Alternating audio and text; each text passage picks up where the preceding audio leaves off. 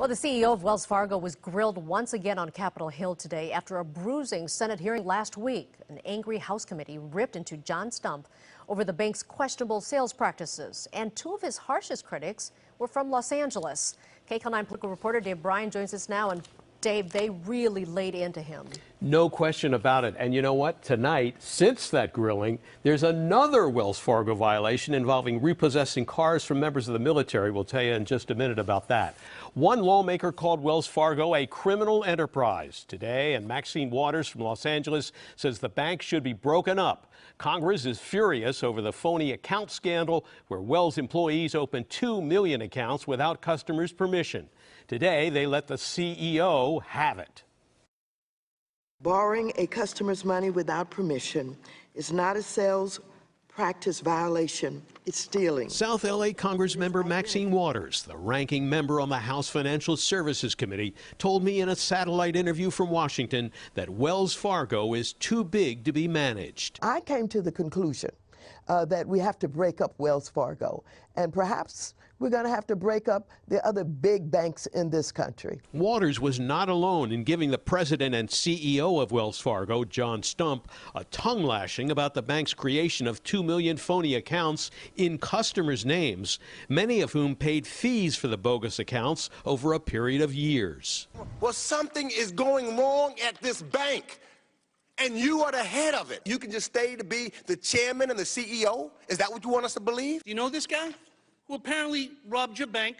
He's in jail as we speak. They get all the money back. Only simple question. What the heck's the difference between you and Mr. Holmes? Committee member Representative Brad Sherman told me Wells Fargo hired thousands of sales employees and placed them into positions to break the law. They hired 5,300 good Americans and put them in a system where they committed a host of felonies from bank fraud to identity theft.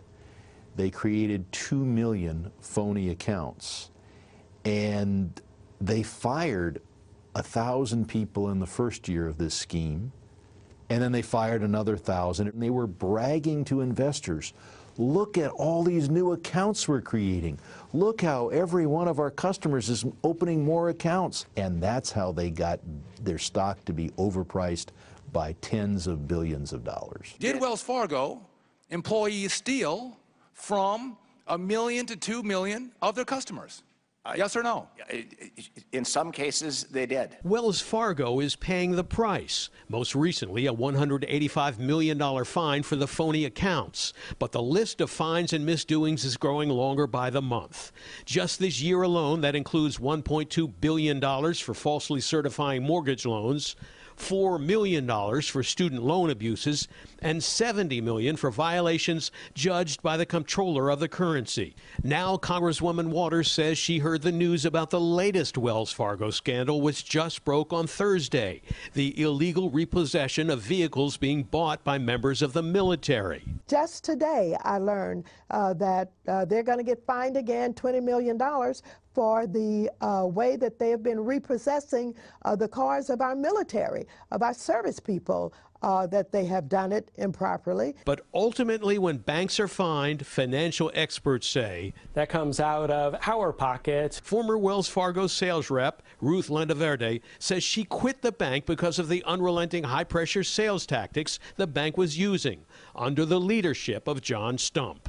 How was he so disconnected? How did he not know that this type of behavior was happening? Representative Sherman says it was the system and those who created and retained it, not the bank employees, who are responsible for this scandal and should pay the price. The real moral wrong are those who benefited from this system and either knew it was happening or deliberately blinded themselves to what was happening. Eventually, we're finding more than 1,000 people every year for creating phony accounts, but they didn't create a system to make sure that all the accounts that were being created in the future were legitimate. And again, we mentioned there was more trouble for Wells Fargo today. The bank has been ordered now to make payments to hundreds of veterans after the bank repossessed the cars of members of the military in violation of federal law. Wells seized and sold off 400 cars owned by active duty vets, and the bank will now pay $24 million to fix that mess. Lena.